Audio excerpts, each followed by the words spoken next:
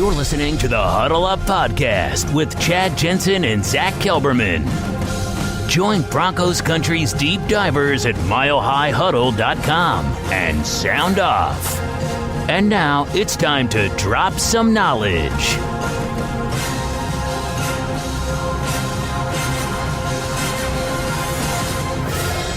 All right, and we are live on YouTube. We are live on Facebook. It is Chad Jensen and Zack Kelberman coming to you live, the Huddle Up Podcast, on this Sunday, this sleepy Sunday bye week for the Denver Broncos. Zack, how's your weekend been going, brother?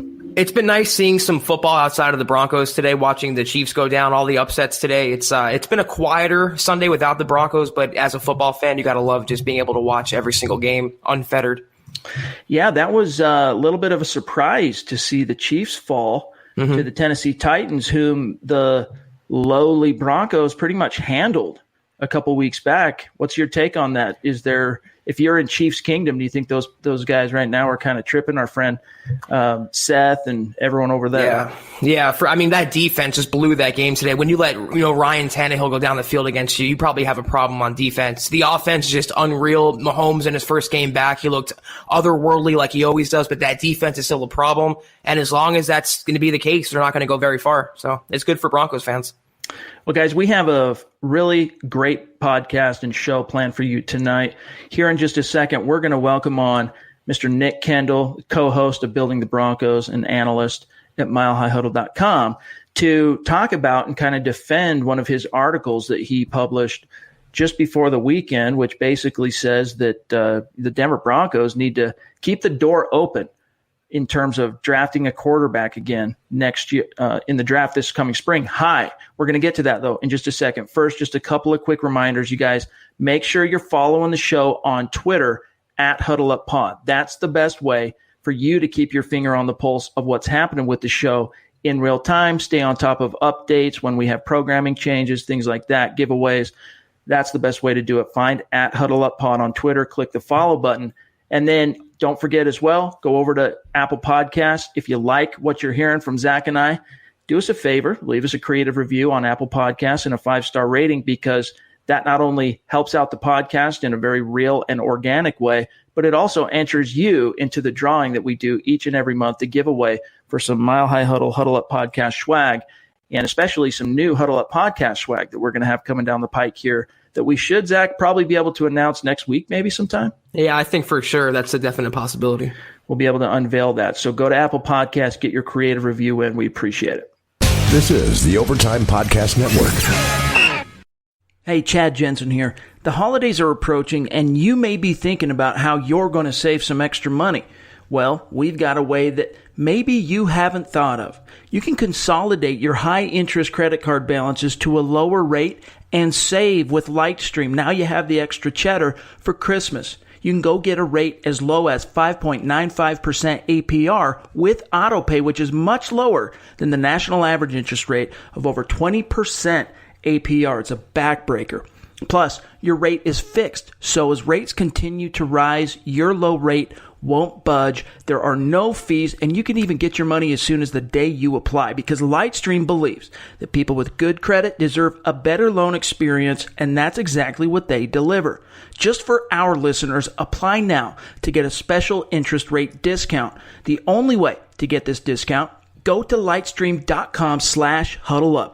That's lightstream.com/huddleup. Subject to credit approval. Rate includes 0.50% autopay discount. Terms and conditions apply, and offers are subject to change without notice. Visit lightstream.com/huddleup for more information. All right, let's bring in our friend Nick Kendell. Nick, how you doing, brother? Hey, doing pretty well, and also want to, happy early Veterans Day to any listeners out there. I know it's coming up Monday, so some of you guys, thank you so much for all you do, and want to start off with that. Amen. Well said. The timing, yeah, I'm glad you brought that up. But what I wanted to talk about, I think it was Friday, Nick published an article, and the premise is, the title is, "Here's Why Drafting a Quarterback in Round 1 Should Still Be on the Table for the Denver Broncos in 2020."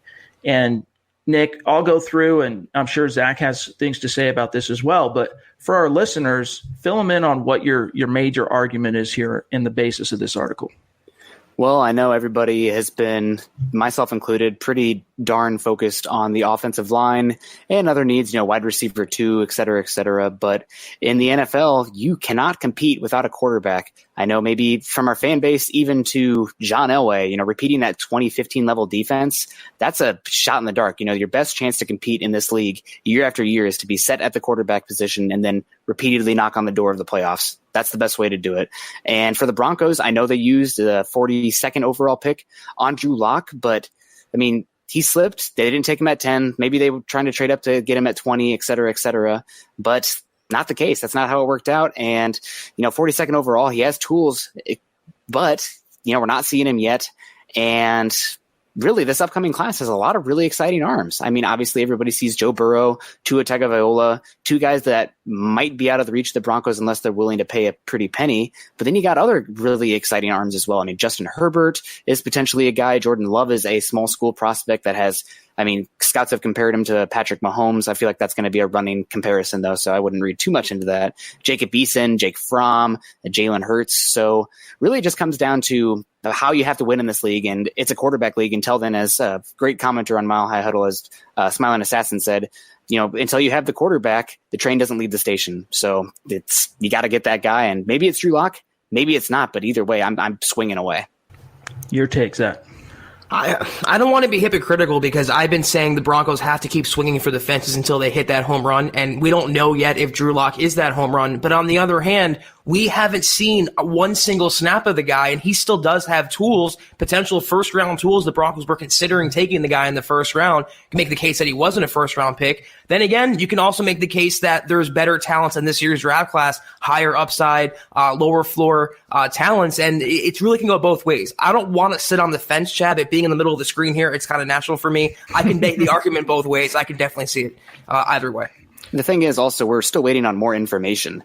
At this point, it's a pretty lukewarm take. Oh, the Broncos should consider quarterback. We're going to see Drew Lock at some point. I almost can guarantee that. We're also going to see how Joe Burrow, does Tua Tagovailoa, does he stay healthy? How does Justin Herbert do at the Senior Bowl? There's so many factors left. But, you either way, you're not competing in the NFL until you're set at quarterback. And the Broncos want to bring back some of these older vets. Derek Wolfe, Chris Harris Jr., Justin Simmons. Best way to do that is have a cost-controlled young quarterback. So even if it's Drew Lock as the guy or you trade up in the first-round pick, at that point, it doesn't matter. The Chiefs traded two first-round picks, moved from 27 to 10, Patrick Mahomes.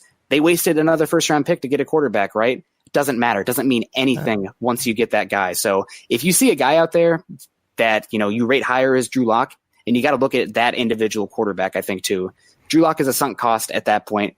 And let's say even they both end up being good. You trade one for a lot of capital. So it's really just it's a lottery ticket process for me. And if you see a guy you love and compare him to what you know on Drew Lock, both the draft evaluation as well as the information you've gathered from that point forward, training camp, how he's in the locker room, how he does with the VR stuff, put that against that quarterback and stack the deck as best you can. Because again, quarterback comes first. I know offensive line, it's an opportunity cost too. Like let's say you love Joe Burrow, but it cost you 10 first-round picks to go up and get him.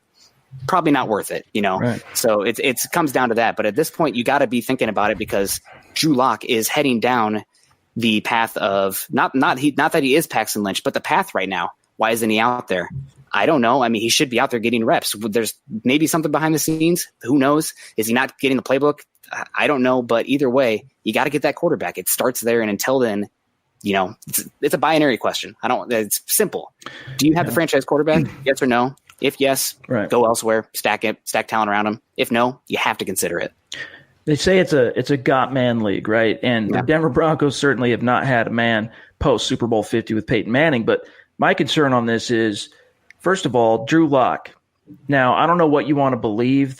We've heard things behind the scenes at Mile High Huddle. There have been some public things that have been reported that Elway was ready to take Drew Lock with the 10th overall pick. And you alluded to this earlier, Nick, and ended up trading back, didn't even take him at pick 20 and finally moved up and grabbed him in the second round. But bottom line being that he was a fringe first-round quarterback. And I think were it not for the way that first round kind of fell in terms of the quarterback-needy teams having gotten their guy, it kind of led to Lock sort of falling and the Broncos were able to capitalize and grab him. Well, now you've got him. You not only invested the number 42 overall pick in him, but you traded up for the ability to grab him there as well.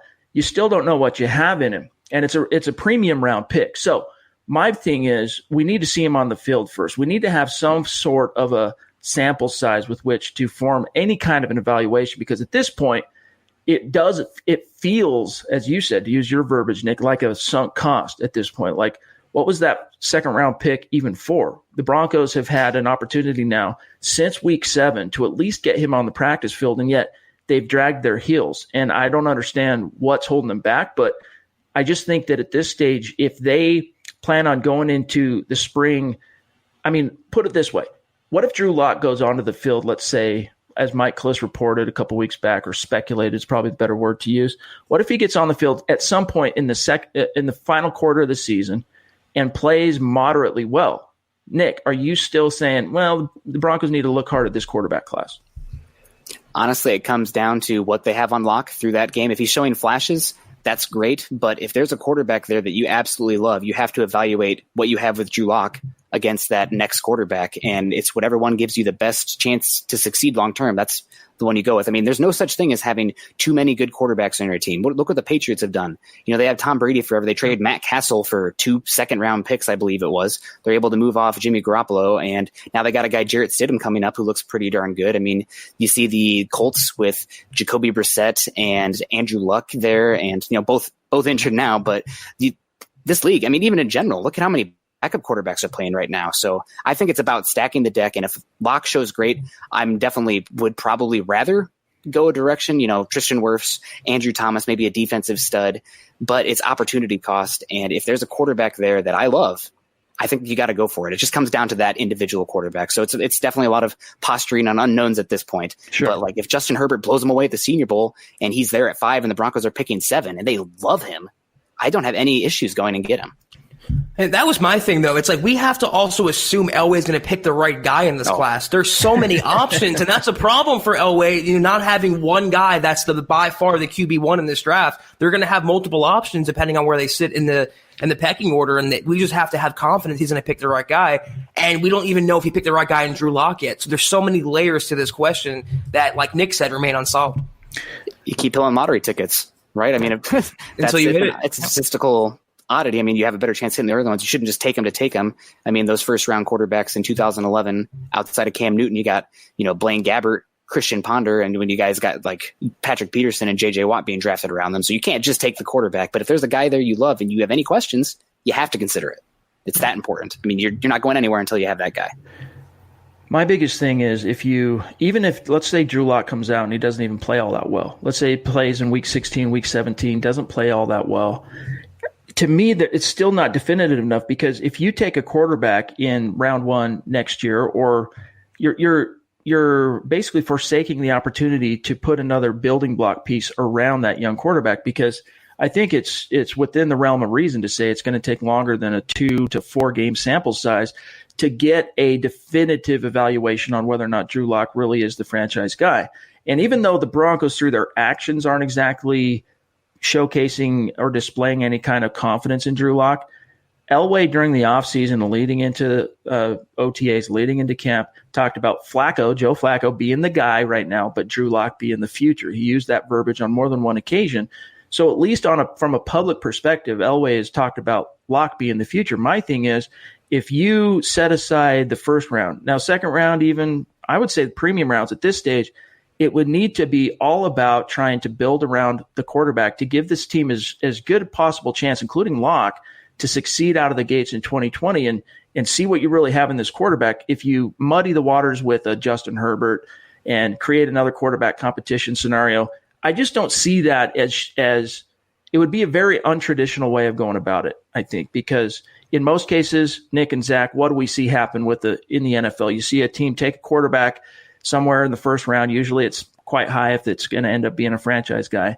And then what happens is, you know, they usually sit for a few weeks. And then at some point, usually, it's not absolute, but at some point in their rookie season, they get inserted And then the team, for a certain period of time, a certain window, Arizona Cardinals notwithstanding, they're the exception that proves the rule. But for a certain window of time, usually it's a 2 to 3 year period, sometimes the entire duration of that quarterback's rookie contract, the team is completely invested and closes ranks around that quarterback. They never look back. Each and every draft is informed by that. They build around the player, and then they see what's what a couple years down the road. I can't think of a time in recent history, guys, correct me if I'm wrong, maybe I'm missing something, where there were two, like if the Cardinals, for example, had taken Josh Rosen last year and then they took Kyler Murray this year, that would be an example, except they traded Rosen right before, of course, or, after they had taken Kyler Murray. I can think of two examples off the top of my head. However, they both came with regime changes. You had just a couple years ago, you had the Browns take Deshaun Kaiser. I think it was 42nd overall too. And then the next year, take Baker Mayfield in the first round. And then also you had the Carolina Panthers in 2010 roll with second round pick Jimmy Clausen and then take Cam Newton the next year. So it's definitely something that's done before. Typically it's paired with a regime change. Maybe there's a scheme change going on, but it happens. I will say though, those quarterbacks were given a chance. You saw them out there and they definitely fell flat. But again, for me, it comes down to, it's not so much, I'm a Drew Lock fan. I would have been fine taking him 10, 20, the upside and how you have, I'm all quarterback. Obviously you're not going anywhere until you have that guy. So I think it's more about what the opportunity is when you're on the clock. If there's a guy that you love in comparison to Drew Lock, because again, that sets the table and then, let's say you get a building block piece, but Drew Lock is absolutely not it. He ends up being Marcus Mariota.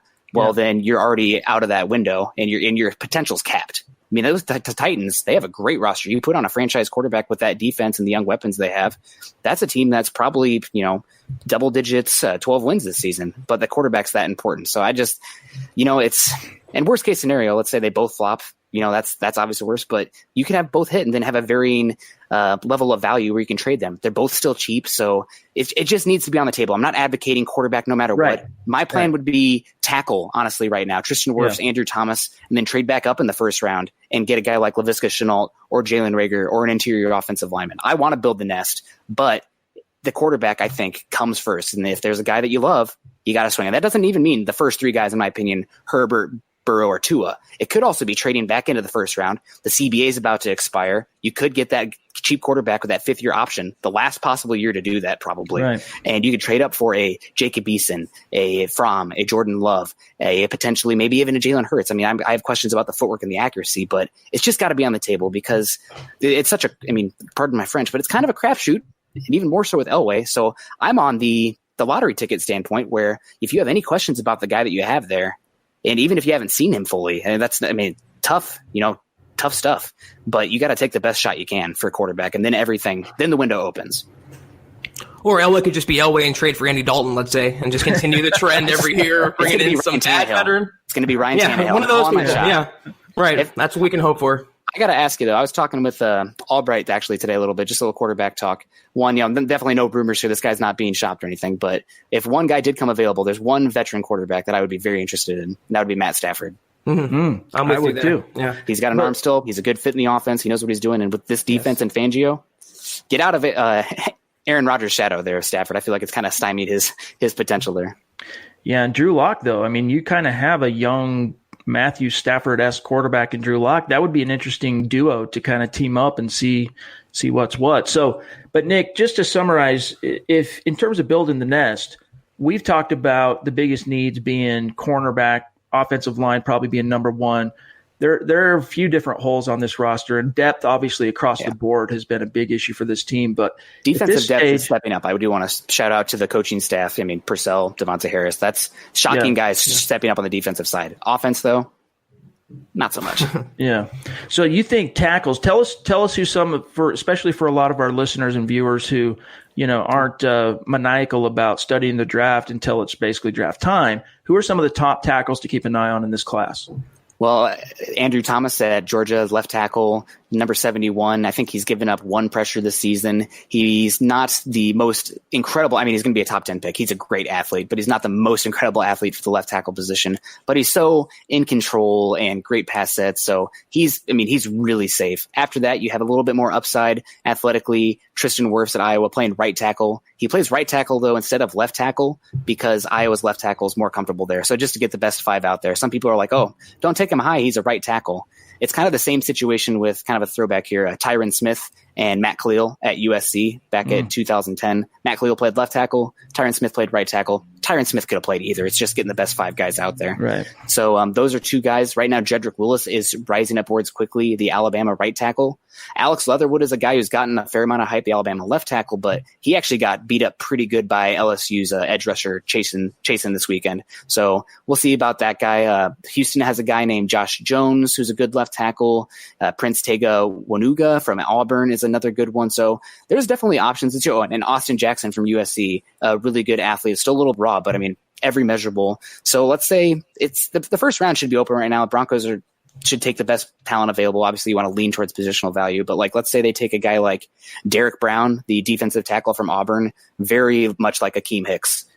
So it would fit this defense really well and give him an interior pass rusher, which kind of is how Fangio is building this defense to create pressure organically.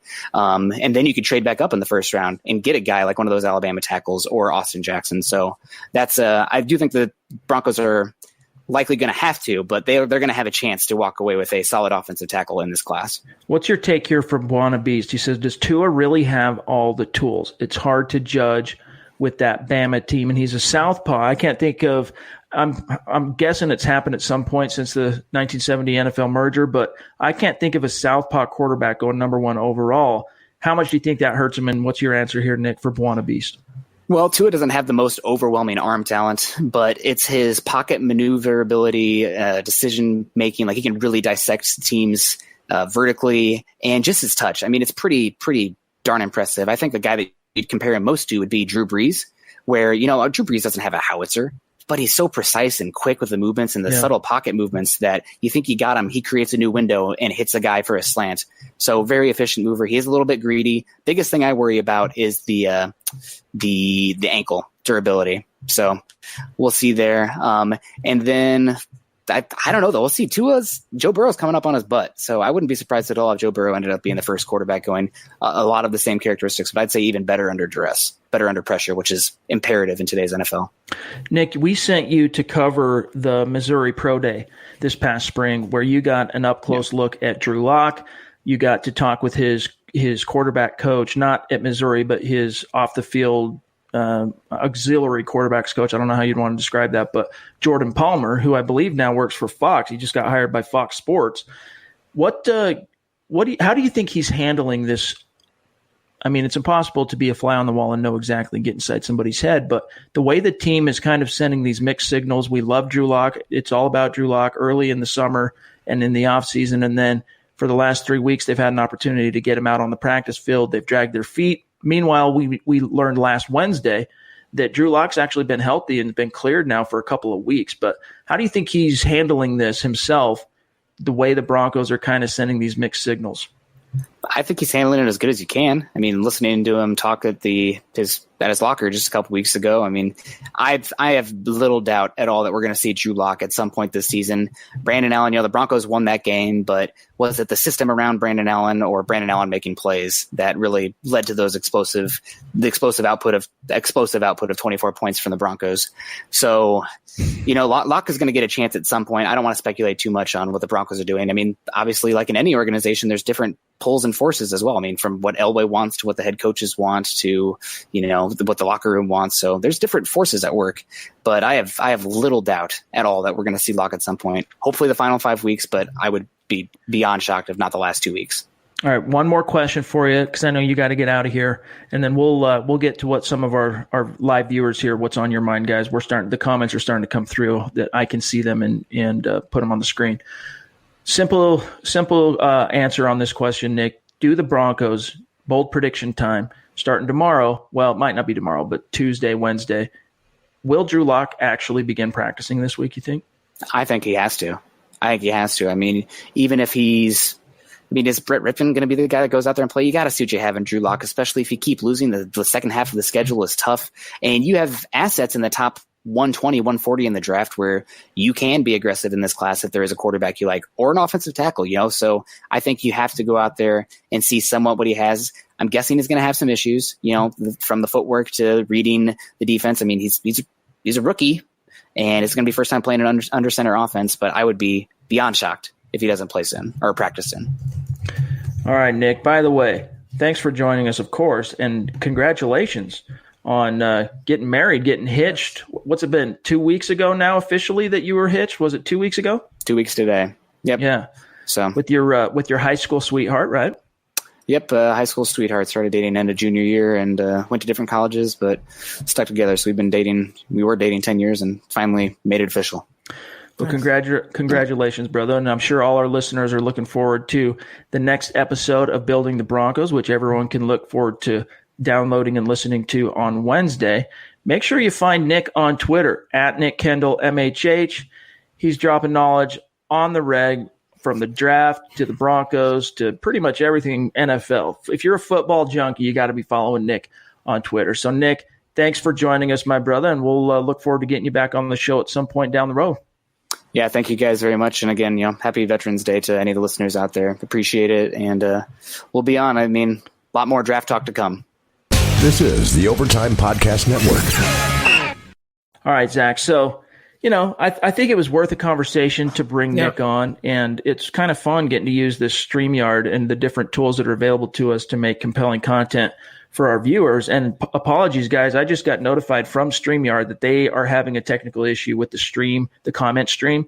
So it's on the tech company that we're using to stream this. So they're starting to come through, though, so we're going to get to some of your questions. But I don't know, Zach, I remain pretty much of the opinion that until and unless the Broncos get a sizable sample from Drew Lock this year, you really can't go back to the quarterback well so soon unless you're just really willing to waste that pick on Drew Lock. Or unless you're just sold on the guy that you're scouting in this year's draft class, whether that's Burrow or Tua or Herbert. If Elway falls in love with the guy, same as he did to a smaller scale on Drew Lock, I think he would sell the farm for him. I could see it going either way, but with Elway, it's so unpredictable. You never know which way he's going to be leaning. You can certainly make the case for both. But yeah, until we see at least 1 quarter of Drew Lock in a regular season game with the Broncos, I don't see how you advocate taking a quarterback over an offensive tackle or a safety or a cornerback. I just don't see how that you can make that argument and have it hold water consistently. All right, let's get to some of our listener viewer questions here. And I can tell that not every comment that's been made or question is coming through for us to see here. So you'll just have to bear with us on this particular podcast, you guys. But Buana Beast, my question is, with the Packers taking pretty much 2 draft classes to get their secondary to work, can the Broncos fix our DBs in a single year with a combination of draft and free agency? And Zach, I think the answer to that is absolutely yes. And especially with the positive signs that we're seeing from Devontae Harris. I mean, we'll see what happens with Chris Harris. I think they really need to, as a team, considering Bryce Callahan's foot and the question marks that leaves with regard to his future, the emergence of Devontae Harris helps. The emergence of Devontae Bosby before he hurt his neck helps. But you need a lockdown guy that you can count on, which is why you need to plan on budgeting some of that $70+ million that they're going to have on the cap next year to keep Chris Harris Jr. in the orange and blue on this last, big contract that he can get. Kind of like Champ Bailey circa 2011. Sorry. Right. You can't rely on Callahan coming back, and you can't rely on Bosby or Harris developing into long-term consistent starters. You have to keep the secondary together as much as possible. Justin Simmons is 1A, and Chris Harris Jr. to me is 1B. If you're going to have at least $60 million in cap space, that's more than enough to keep both players in Denver. I would absolutely look for the Broncos and Vic Fangio and Ed Donatell, 2 secondary-oriented coaches, to keep that strength in place. They have Kareem Jackson, they have Simmons at safety, but there's murkiness at cornerback. They have to try to keep the best players they can at that position. Ben says, what about the talks of Cam Newton and Marcus Mariota? Nope. In what football world would you want either one of those guys in the Mile High City? I mean, Cam Newton, I can at least understand the argument because he's been to the top of the mountain, or at least he's gotten to the top of the mountain. Didn't quite get over the hill because the Broncos shut him down in Super Bowl 50, but we've seen him play at an MVP level. Marcus Mariota is a bona fide bust, Zach.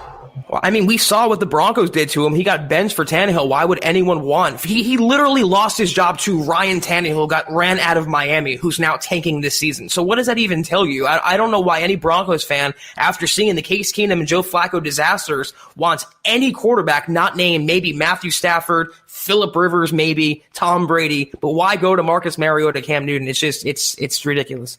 Solomon says, why can't we all get behind Locke and ride the ups and downs and let the kid be what we all think he can be? And, that's pretty much, far be it from me to, start the Drew Lock fan club here, but I pretty much am in agreement with that premise, is in that, the Broncos, they need to, whenever they go to Drew Lock, let me just put it this way, whether that ends up being week 16 or week 17, we're going to get a look at Locke this year. And once that happens, Zach, the Broncos can't, my opinion is, the Broncos cannot turn away from that, at least until the end of 2020. Like, you have to give him a full year with the full faith and support of the Denver Broncos behind him.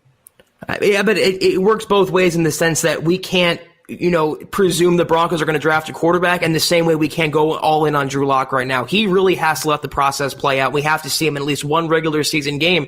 But I agree with you, and it's the same point we've been making podcast after podcast after podcast. He can't have just 2 games at the end of a lost season. He has to have preferably half a season at least to see if he can develop, if he can improve, if he can be even in a competition to start next offseason. 2 games isn't enough, but you have to really pick one way or the other. Elway, he's fence-sat to this point, and he has to pick a fork in the road soon. Anthony says, Locke needs to play, period. Or if not, Elway needs to get it together. This would be an awful look for Denver. It already is an awful look for Denver. They've triggered a lot of questions around the NFL why they're not showing at least a little urgency to get Locke on the field when your starter that you traded a 4th-round pick to get here in Joe Flacco, he goes down with a neck injury. Why aren't you moving mountains to get this kid on the field as soon as possible? It's creating some questions here. Mile High Huddle OG Khalid Al-Shami says, Brandon Allen has a shot at being a franchise quarterback in the XFL maybe. Spot starts are his NFL ceiling. And that kind of is an answer, I think, to a previous question here from our viewer, Andy. He says, thoughts on Allen and his future this season with Locke. Zach, my take on Brandon Allen is that he's a more athletic version of Trevor Siemian. And what is Trevor Siemian? He's a backup. He's an spot starter that you want to have when hits the fan. I'm 100% with you, but I will say it's always good to have those guys on the roster. Just look at the 49ers. They're carrying 3, and they have a franchise quarterback and 2 young developing backups in place behind them. So it's always good to have a Siemian on the roster. God knows the Broncos would take Siemian right now over Joe Flacco, but that's probably his ceiling as a spot starter at his highest point, probably low, maybe a long-term backup. Stewart says, we need a better offensive line for Locke or whomever it is, and that's absolutely true as well, which is why earlier this season, before the trade deadline, I was one of those guys that, I wasn't going crazy about it, but I was advocating for the Broncos to take a look at what it would take, pick up the phone, call Bruce Allen over there in Washington, D.C., and find out what it would take to get Trent Williams, because whether it's Drew Lock this year, Drew Lock next year, or a different quarterback, Garrett Bowles, Zach, that's one thing we do know with absolute certainty and assurity at this point. He's not the answer at left tackle. We know they're going to have to do something different at that position beyond 2020. I agree with picking up Trent Williams, though. I wouldn't sell the farm for the guy, though. I wouldn't give up a first-round pick because you have to take on his contract and all his baggage.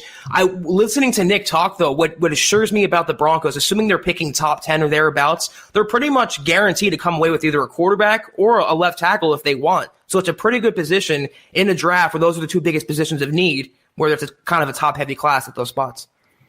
Leroy says, the problem of all this is John Elway. The fans looking for the next John Elway, and it's not going to happen. This trend has been going on for years since the Mike Shanahan days, not patient enough to develop the quarterback position. And I think there's something to what he's saying, especially that last comment that, does Elway – we've talked a lot about on this podcast over the last couple of years that Elway is willing to kind of sacrifice the long-term viability of this team for the short-term compulsion to win now. Right. And we've seen that that's not a model. He struck – caught lightning in a bottle, whatever you want to say, with Peyton Manning. But that model has not worked for this team post Super Bowl 50, which is why, Zach, it's time to officially turn the page, get your young quarterback that you invested a 2nd-round pick in on the field, and give him the full faith and support of the franchise and see what he can do. It also, to me, doesn't buy Elway unlimited time or limited get-out-of-jail-free cards. I mean, it's been half a decade since Peyton Manning, and he signed. I mean, it was a good deal to sign to get him under contract, one of the best quarterbacks in NFL history. But he's one of the best quarterbacks in history. Of course he was going to make the Broncos a better team. It's not so much Elway, scouting some 7th-round pick and then turning into some Hall of Fame quarterback. I mean, he made a good move there, but 5 years later, he's driven the franchise pretty much into the ground. So he's added excuses to me. He has to get it together and fast. Sheldon says, Chase Young or an offensive tackle round 1 next year? And is Drew Lock hopefully the answer for the Broncos? Thanks for the good work, guys. Well, yeah, hopefully he's the answer. We don't know yet. We don't know, yeah. But I don't think it would make much sense at all for Denver to go after Chase Young in the draft, first round next spring, Zach. Offensive tackle for me all the way. Yeah, even if Derek Wolfe is gone or he retires or whatever, they have to go quarterback or left tackle in this draft class. There's just there's no two ways about it. They're two biggest needs and two most important positions to me in all of football. Big Daddy Kane, a comedian. Burrow in Spanish is donkey. All right, keep that in mind, you guys. It's fate. It's meant to be. Let's see here. A few more, and then we're going to get out of here for tonight, you guys. Bear with me. This comment stream tonight on our end is just hard to keep track of. Kristen says, whether you all believe he is or not, he needs to play. We need to pick a guy, stick with him, build around him. I'm saying that as well. Let's get to this question from Andy. Do you guys think that the Broncos need to start Lock and keep him whatever outcomes are shown to give Elway a lesson that quarterback development takes time and is not something that is overnight? And Zach, I want your answer on that, but my take on this is even if Drew Lock comes out, whatever sample size he's given this year, even if he comes out and doesn't do well, it's not enough to turn away from him as the possible solution long term. Right. If he bombs, let's say he has 2 starts this season and he bombs them, the Broncos shouldn't hide him next offseason. They shouldn't bury him on the depth chart. They should give him every opportunity to show those 2 games were not the end-all, be-all for him. But I was thinking while reading that question, Elway doesn't know by now that quarterback development takes time. Being a Hall of Fame quarterback himself and all the different quarterbacks he's drafted and brought in, yes, it takes time. Yes, it's not overnight, but you have to get the guy on the field at some point just to see, for the last time, good or bad. There's really no in-between, I think, for Drew Lock. All right, couple more, and then we got to say goodnight. Wannabe says, Elway said that Flacco is not going to be his man moving forward. It'd be horrible if he is with the team next year. No, the Broncos have said word zero about Joe Flacco since the injury, other than what Elway said, basically that, Joe did all that he could for us, and it's unfortunate the way that shook out. And that's about it. We're not going to see any overtures in public remarks, statements by the team on that until the spring. But I would be stunned, Zach, absolutely flabbergasted if Joe Flacco remains with the Broncos in 2020 and beyond. Here's what's going to happen. In January and February in the season-ending press conferences, they're going to talk up Flacco or at least be, talking him as a part of the future operation of the Broncos, and they're going to give every indication he's going to be with the team. And then come March or April, he's going to be cut or traded just like that. That's how the Broncos operate. That's how the NFL is. It's a business, and he hasn't provided the Broncos with a good return on investment. So he'll be gone. I don't think any question about that. Adon says, I believe Jeff Heuerman has worn out his welcome. Should Denver look to the draft or another free agency? Zach, they have another iron in the fire. As Yoda said, there is another. You got Jake Butt waiting in the wings. You can't really count on him because that knee has been extremely volatile since the Broncos drafted him. But there is a chance. I mean, you got to remember, up until, the Broncos were they really believed Jake Butt was going to be their tight end of the future. And if not for that knee, he would probably be the starter right now, and the team probably wouldn't have drafted Noah Fant if the knee wasn't a problem for Butt last year. But it was, so they're like, look, we can't count on it. We're going to take Noah Fant. If a football miracle unfolds, Zach, and the football gods bless the Broncos next spring, and you get a healthy Jake Butt in a contract year, I don't think you really need to go crazy on the free agent market because there's a chance Jake Butt might be something. You've got Noah Fant, first and foremost. That solves 90% of your problem. Right. And then you got the possibility of Jake Butt. You got Troy Fumagalli. And Andrew Beck has shown out pretty well as a blocker. So, I'm really not all that worried about the future of the tight end position. Jeff Heuerman, I don't think he's a Bronco this time next year. He's not, and to me, I know you're a little higher on him than I've been, Chad, but to me, he's just another guy, and he hasn't provided the draft value that we thought we were getting with him. And they just used, though, a first-round pick on Noah Fant. I mean, what more do you want in terms of investing in that position? They'll maybe sign a blocking tight end or some cheap tight end on the open market, but they're not going to devote resources anymore after using a first-round pick and seeing Fant start to sort of develop now into that guy we think he can be. So I think they're set there for the long haul. All right, last one, you guys, and we got to sign off for tonight. Aaron says, I know we just put a lot of money towards Jawan James, but with his injury history and current injuries, do you think there's any reasonable chance of Denver moving on from him this offseason? Contractually, from a dollars and cents perspective, I'd have to go and look at over the cap, but I don't think financially it's feasible for Denver to get out from that contract till year 3. So the answer is no. He's going to be a Bronco in 2020, I think, Zach. And personnel-wise, too, let's say they're going to replace Garrett Bowles next offseason. You can't replace a left tackle and a right tackle while starting a young quarterback, potentially a first-round quarterback. So he'll come back hopefully healthy in 2020, and he still was a very capable tackle with the Dolphins. They invested $50 million in the guy, and considering they're going to swallow some dead money from Joe Flacco, I don't think they want to do that, too, with Jawan James. So I'm with you, Chad. I think he'll be a Bronco next season and probably beyond. Well, you guys, thanks for hanging out with us here tonight and bearing with our technical difficulties. I'm looking at the comment stream right now. The most recent comment, and I know there are a lot more recent, is from 629, and that was 13 minutes ago. So apologies that we're not able to see all the comments like we normally can in real time and feature them on the screen and answer all your great questions. But it's a problem here with whatever's going on with our StreamYard service. And by the way, coming in, 2-minute warning. Thank you, Christy. $20 donation on Super Chat. Appreciate you. Again, we're going to have some really cool things to announce for our Super Chat donators on YouTube next week when we unveil what's coming down the pike with our Huddle Up podcast merch. So stay tuned for that. But guys, that's going to do it for tonight's episode of the podcast. Thank you, as always, for joining us. Thanks to Nick for taking some time to come on and answer some questions. Make sure you're following the show on Twitter at Huddle Up Pod. You can see where to follow my partner here on Twitter at Kelberman NFL, myself at Chad and Jensen. Stay tuned because we will be back in the saddle with another live podcast for you tomorrow night, 6 p.m. Mountain Time, 8 p.m. Eastern Standard. We'll see what Monday morning has to, for us to break down what kind of news. We'll get a chance to hear from Coach Fangio Monday morning. We'll get to hopefully find out whether or not the Broncos plan on or actually are going to activate Locke for practice this week. So hopefully by the time you guys hear from us again tomorrow night, Zach, there'll be some things to digest and analyze. Yeah, and like Nick, I'm fairly confident this is the week we'll see Drew Lock, at least at practice, and that'll give the fan base, I think, enough hope that we'll see him at some point this season. It'll just be good to see the guy out there working with the Broncos offense and getting finally back into the swing of things. All right, you guys. And if by chance there are other Super Chat donators from tonight, it's not allowing us to see it live. So we will circle back and talk to everybody about this tomorrow night. And again, thanks everybody for joining us and bearing with us on the technical issues. For Zack Kelberman, I'm Chad Jensen. We will talk to you guys Monday night, 6 p.m. Mountain, 8 p.m. Eastern. You've been listening to the Huddle Up Podcast. Join Broncos Country's deep divers at milehighhuddle.com to keep the conversation going.